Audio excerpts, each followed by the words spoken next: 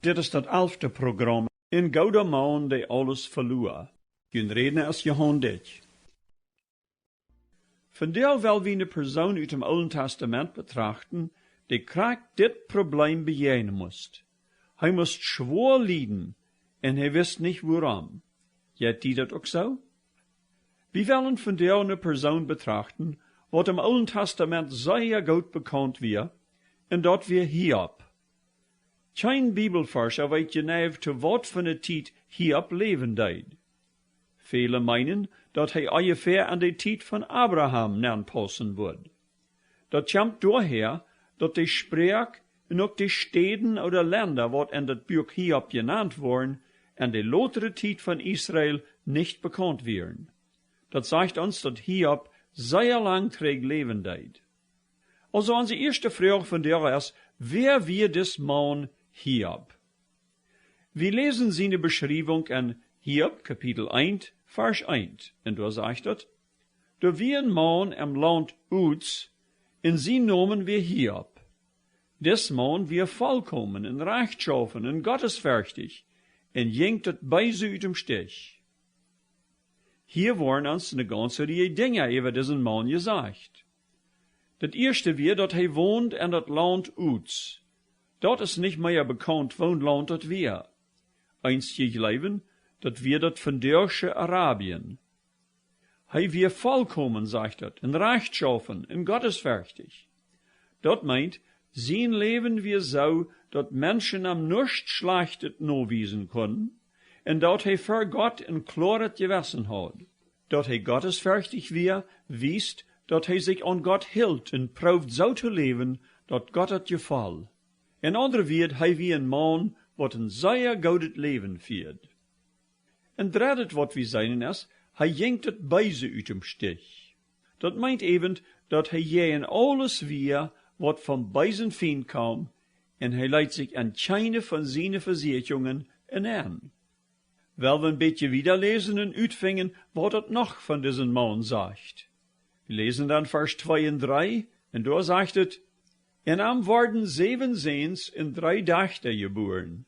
En zijn familien bestond uit 7000 Schop, 3000 Kamelen, en 500 Joch Rinder, en 500 Eselinnen, en een zeer groter huisrood met knechten en kerkjes.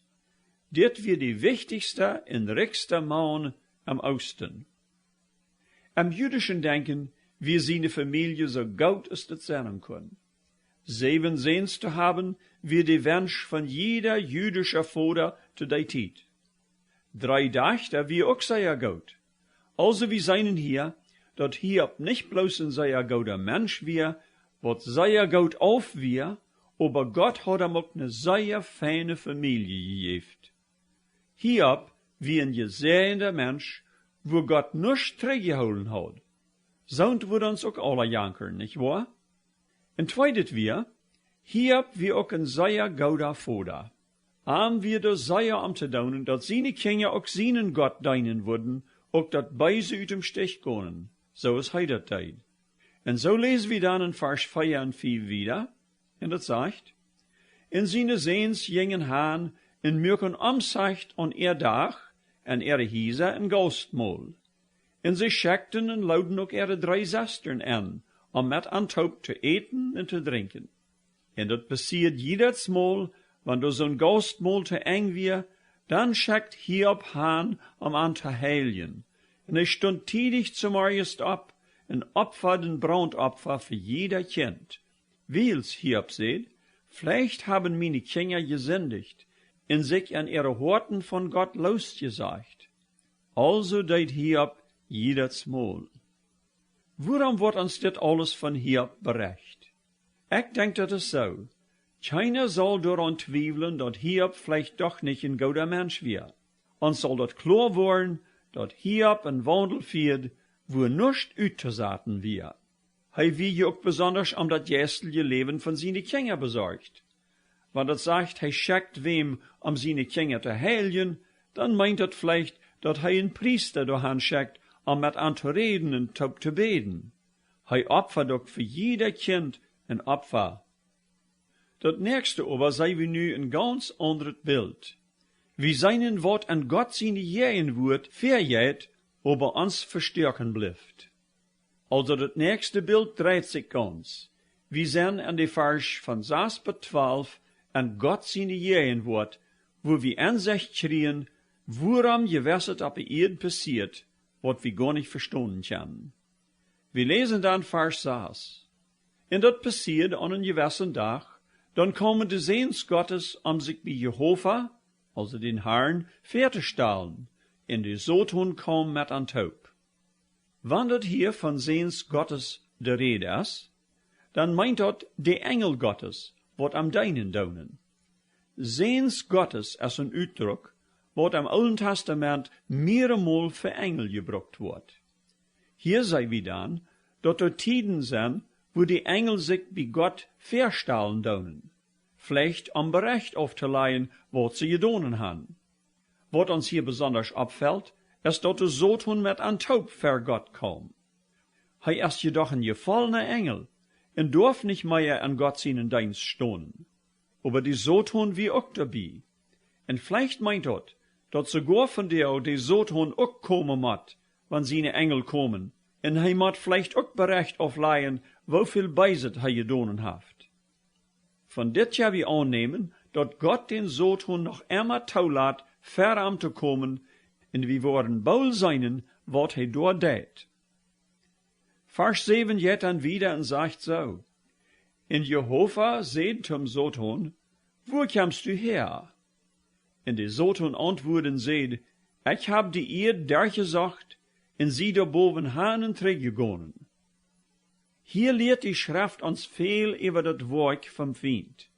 Seine ganze Arbeit scheint dit zu sein, dass er ständig auf die Erde nur Menschen siegt, wat er vielleicht verfehren kann. Er ist immer auf der Sieg danach. In Vers 8 bis 12 lesen wir dann, in Jehova seht zum Sotun, hast du allemal meinen Knecht Hiob bemerkt?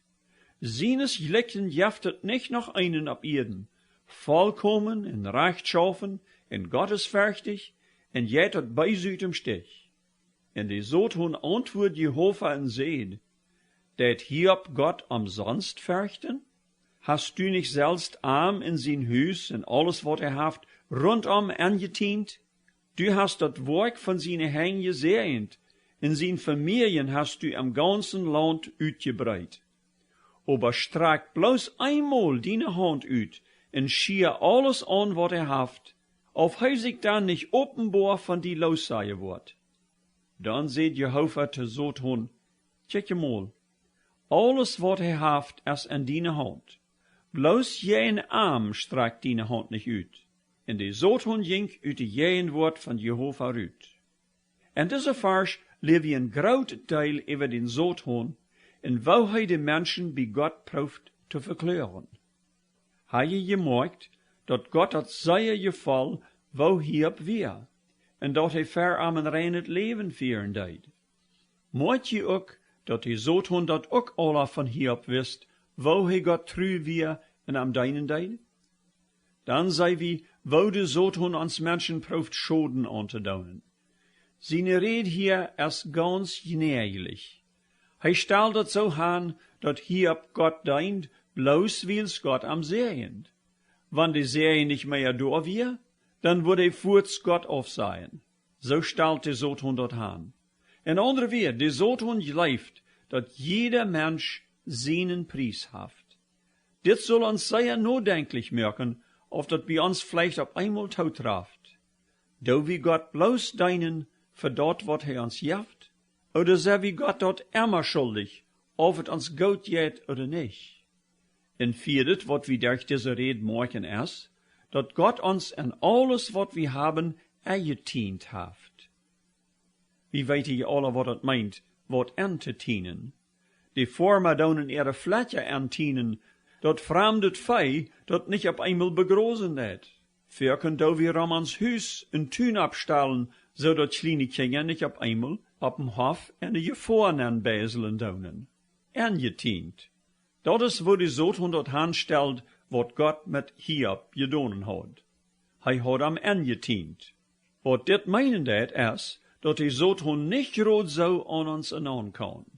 Die Satan brucht für alles Gott seine Erlaubnis, ehe hij uns irgendwas andonen kann. Wat dat aber auch meint ist, dat Gott auf und zu den tun, wat hij Ramans gebüht haft, in kleines beetje opmerkt. Aber hij laat bloß dat zu, wat uns eng zum Gouden dient. Hier nahm hij den Tun ram Hiob een beetje weg, zodat de Satan zijn Familien en alles wat hij houdt angrijpen kon. An seinen Körper aber leidt Gott den Feind nicht in an. Ich will hier aber noch wat über den Satan sagen, zodat wir nicht auf einmal meinen, die Satan haft mehr Macht und Einfluss, als er wirklich haft. Die beise Feind mochten jedern von uns an den Grund bringen. Gott sein Ziel mit uns ist aber dort wir nicht bloß seine Kinder wollen, aber dort wir am Ärmer kommen in Lignen daunen. Wann er den Satan auch hier und da an uns nauen lässt, so kann einer nicht sagen, dass Gott damit nichts zu daunen haft. Von der eine Seite sieht es so, als wenn die Satan seinen Euer gegen uns nu utführen kann, aber in Wirklichkeit benutzt Gott dit Angreifen vom beisen Feind, um uns dadurch Not an Arm zu bringen und dadurch unseren Glauben an Arm zu stärken. Der Satan meint dort zum Schlechten, aber Gott braucht dort zum Gouden. Das nächste sei wie dann, was da passiert, wenn Gott den Bewahrungstun wegnimmt. Der Satan siemt nicht lang. Er will Gott hat bewiesen, dass auch Hiob in Preis hat. In andere Wort, er will bewiesen, dass Hiob Gott wird aufsehen, wenn ihm das auf einmal nicht mehr so gut ging. Wir lesen dann in Vers 13 wieder. Da sagt es so.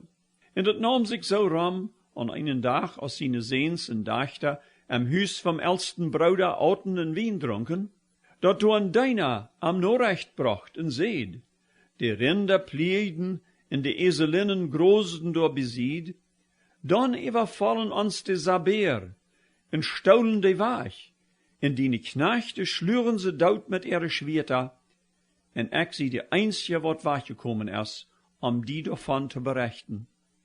Dieser hat noch nicht utgeredet, dann kam mal ein anderer und seht, dat 4 Gottes ist vom Himmel gefallen und haft dat Jungfei in die Knechte verbrannt, und ich sie die einzige, wat weggekommen ist, die davon zu berichten.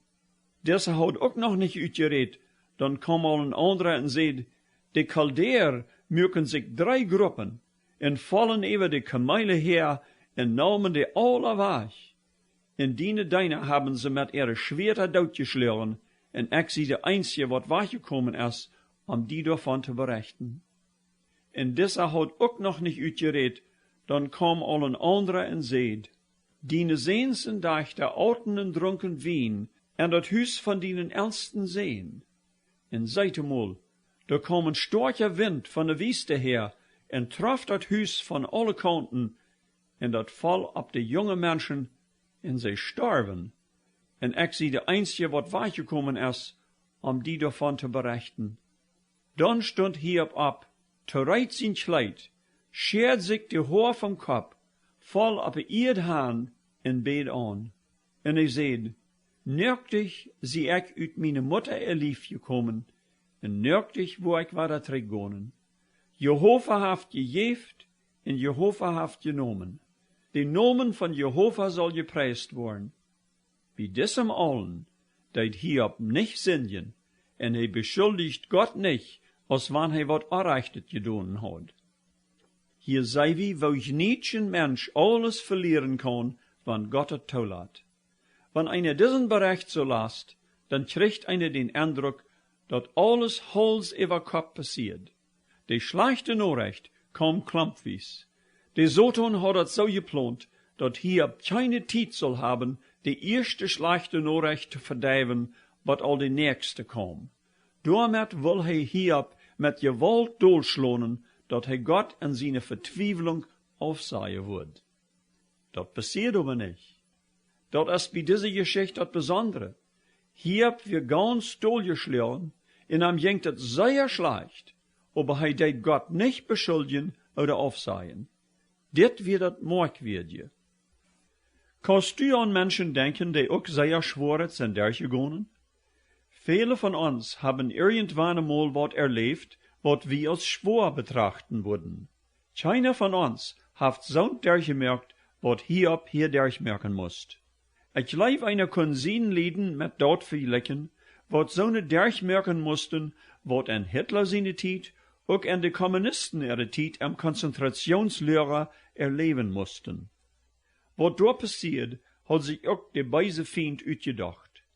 Die Menschen aber, was das durchmerken mussten, und schließlich mit ihr Leben davonkommen, beweisen nachher ob eine ganz unterschiedliche Einstellung, je nachdem, ob sie Gott dadurch in ihr Leben hadden wirken lassen, oder ob sie dadurch wären doll und voll Unglauben geworden.